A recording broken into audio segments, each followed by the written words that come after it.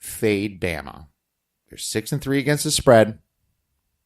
Well, it's pretty much because I have to. Okay, I just can't stop myself. I mean, we see Bama's offense this year looking as good or better than Oklahoma, really.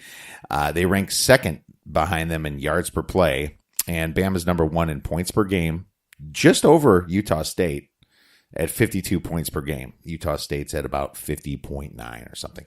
Shockingly, Alabama ranks only 5th in points allowed and 10th in yards per play, but that's probably because of garbage time. So, maybe there's third strings in there, and you would have thought they rank number one in points allowed or something because their defense is so good and better than yards per play, but that might be because of garbage time. I don't know. It doesn't matter. Here's the handicap. Last year, Mississippi State should have beaten Bama and blew it at the end. They were winning. They lost by like 6-7 points. It was a Jalen Hurts-led team, but still many of the same players this year. As a matter of fact, the Bulldogs have returned even more players last year than Alabama. Okay? These kids remember this game. These kids remember how to play this team. Huge revenge spot. This game's been circled all year. Joe Moorhead even came out and said it's time Mississippi State will finally get their win against this team. So, Mississippi State, I think, is built to play Alabama and put up a fight against them with their run-pass options and, Nick Fitzgerald running side to side, finding the open receivers, rollouts. He likes to run the ball. Also interesting, Mississippi State's defense, way better than people think. They rank 5th in yards per play and 3rd in points per game, only allowing 12 points per game. That's a badass defense right there. That's probably the second best defense in all of the SEC. And, obviously 4th or 5th, whatever, in all the NCAA, but with their strength of schedule, possibly 2nd or 3rd. 3rd. Okay, Clemson 2nd. Fine. Sorry. Michigan's 3rd. Let's just say they're 4th. But that's ahead of Bama in these categories. And, we discussed maybe it's because of garbage time, but they're also a top 22 in yards per play, 6.5. Not bad. Even after those terrible losses to Kentucky and Florida where they scored like 7 points. So they still rank 22 in yards per play. This is also a letdown spot for Bama. And that's another part of this handicap that I like. They beat their rival LSU. They think they're all high and mighty.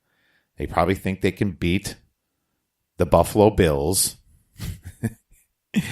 But they can't. But, I'm just foregoing this first half bet that's been so damn good. I'm not doing it this week. They're 9-0 in first halves. Sorry, not doing it.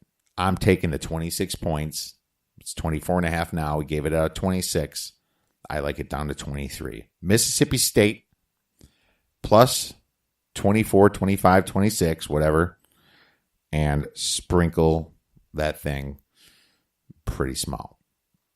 Maryland versus Indiana, -3. Over-under is 55. Here are two teams that have been they've been beaten pretty badly lately, I guess. But who can blame them? I mean, look at their schedules. Let's take a look at that really quick. Indiana. They had it pretty easy. Florida International, got Virginia nice and early, Ball State. Then they played Michigan State. Then they played at Rutgers. That wasn't bad, but they only won by, 7-8 points. Then at Ohio State, Iowa, and their tough defense, and then Penn State. And then exhausted, they went and played Minnesota. They had a pretty tough run there. Maryland, on the other hand, after beating Texas, They go to Bowling Green and win. And then Temple, Minnesota, Michigan, Rutgers, they win. Then at Iowa. Then they whip Illinois. And then at Michigan State. A lot of it's like a wave, peaks and troughs there. Easy, hard, right? So, it's been kind of back and forth with Maryland, but Indiana went through one hell of a pretty quick, really bad schedule. So, the best thing in the Big Ten, I think, when the lines come out, is these middle of the road smaller games, right? Nobody's really keying in on Maryland versus Indiana -3 over under 55. What I like here is that both of these teams can still make a bowl game if they just win one or two more games. Maryland has 5 wins. Indiana has 4. So 1 for Maryland and 2 for Indiana. This should motivate these teams to play hard, very well. Score some points. What I like about this game is both teams score about 27 or 28 points per game, even factor in those tough teams that they played. Okay? Maryland plays slow at about 60 plays per game, but if you look deeper into the reason that it's at 60 plays per game, it's because they haven't played a close game since week 1 at Texas. Okay?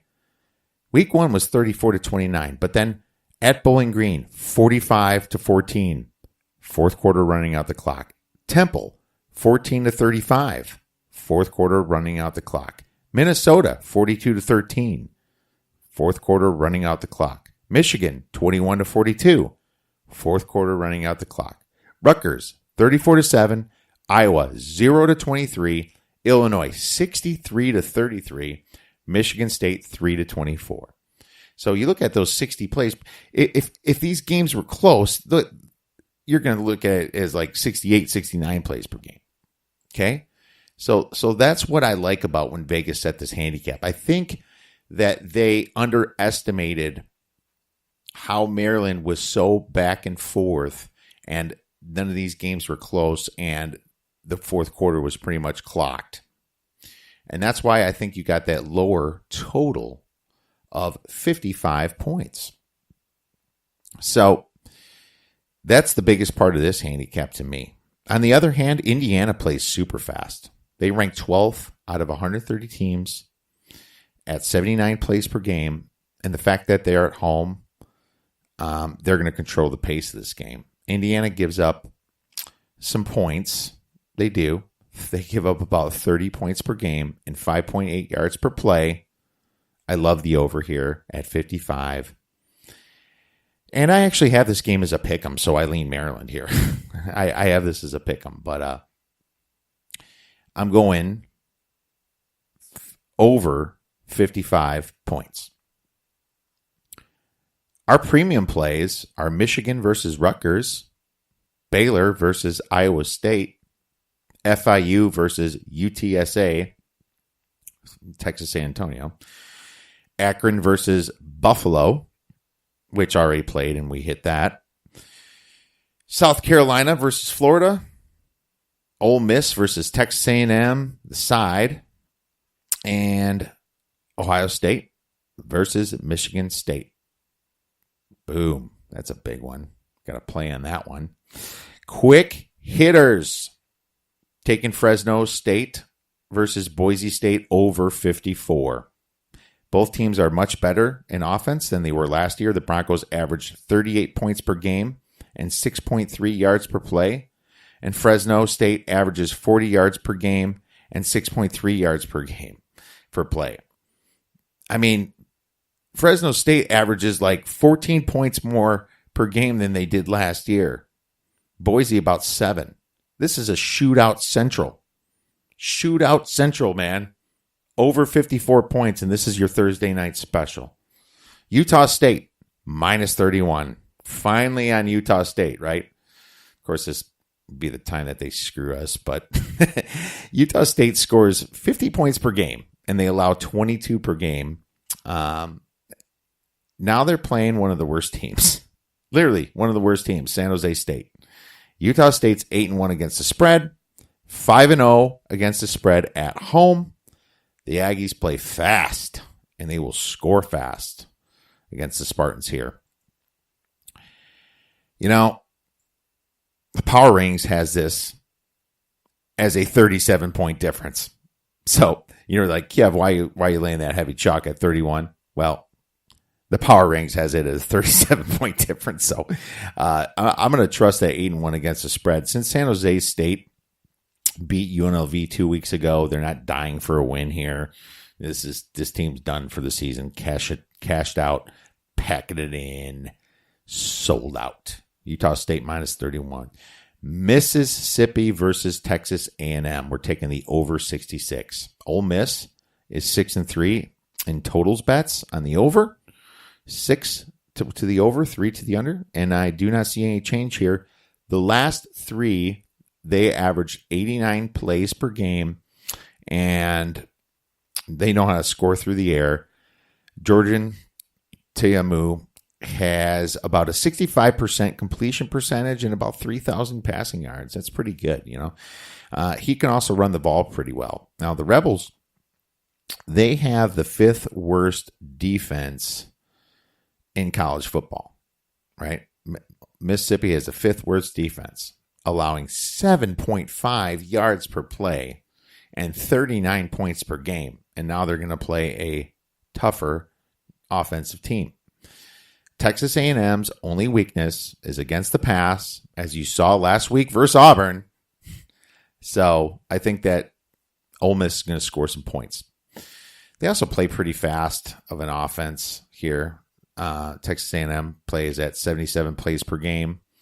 And they should be able to lay about 50 on this team. You know, this game should be about 50 to 28. 45 to, 30, something like that.